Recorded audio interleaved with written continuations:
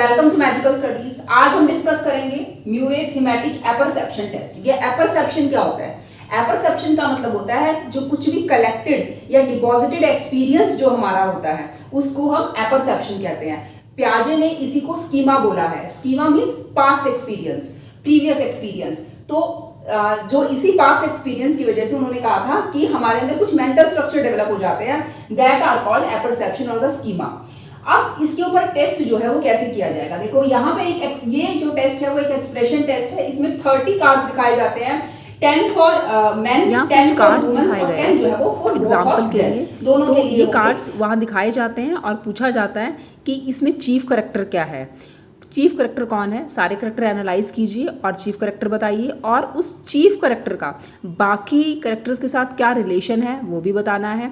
साथ ही आपको ये बताना है कि इसका एंड ऑफ द स्टोरी, जब आप स्टोरी लिख रहे होते हैं तो एंड ऑफ द स्टोरी क्या होगी, तो ये भी बतानी होती है। तो इस तरह से ये कार्ड्स दिखाए जाते हैं।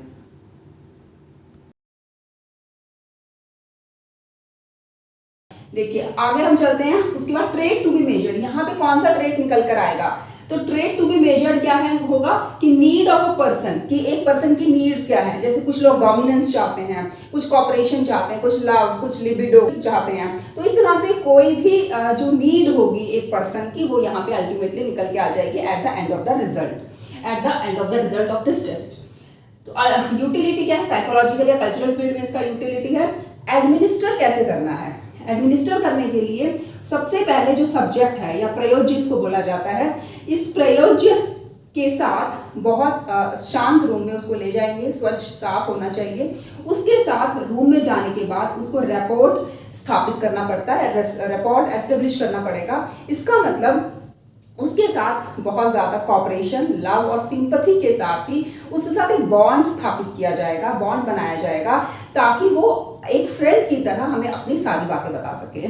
और उसके बाद जब उसका सारा डर निकल जाएगा, उसके बाद उसको 1 बाय 1 कार्ड्स दिखाए जाएंगे, जैसे कि अभी हमने दिखाए थे।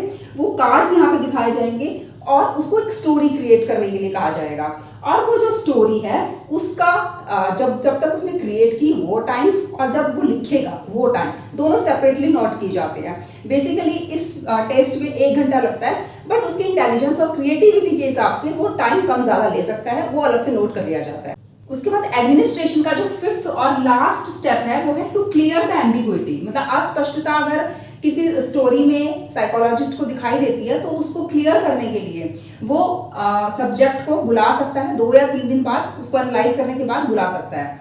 फिर उसका एनालिसिस शुरू होता है। Analysis of the test and the story कैसे की जाती है कि फर्स्ट इज द प्लॉट करना, कि उसने जो स्टोरी क्रिएट की है वो किस तरह की स्टोरी क्रिएट की है, उसको कैसे चीफ कैरेक्टर उसने एस्टेब्लिश किए हैं और उसके साथ एंड ऑफ द स्टोरी क्या उसने बताई है।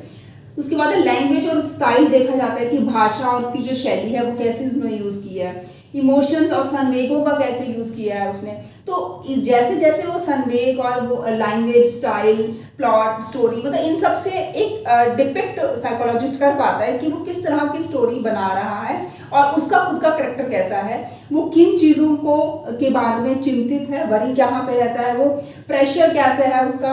और यहाँ पे जिस चीज़ का वो प्रेशर में फील करता है, इसका मतलब वो नीड उसको है, वो नीड वहाँ से निकल के आ जाती है जब वो प्रेशर को जहाँ पे फील किया जाएगा। उसके बाद जो कॉन्फ्लिक्ट्स है, उनके जो कॉन्फ्लिक्ट्स है उसके अंदर एक अंतर्द्वंद चल रहा होता है कि उससे कैसे लड़े वो, उन चीज़ों से, वो सेफ्टी मेजर्स और उन सब कॉन्फ्लिक्ट से बचने के लिए वो कौन कौन से सेफ्टी मेजर्स यूज़ कर रहा होता है स्टोरी लिखते वक्त। तो ये सब करने के बाद लास्ट में उसकी जो ईगो है वो किस टाइप की है वो भी साइकोलॉजिस्ट को पता चल जाता है कि वो जो ईगो है उसकी रियल है, अनरियल है, सिक्योर्ड अपने आप को समझता है या प्रोटेक्टेड है, किस तरह की उसकी ईगो है। वो भी अहम, मतलब जिसको हम कहते हैं वो अहम भी निकल के आ जाता है।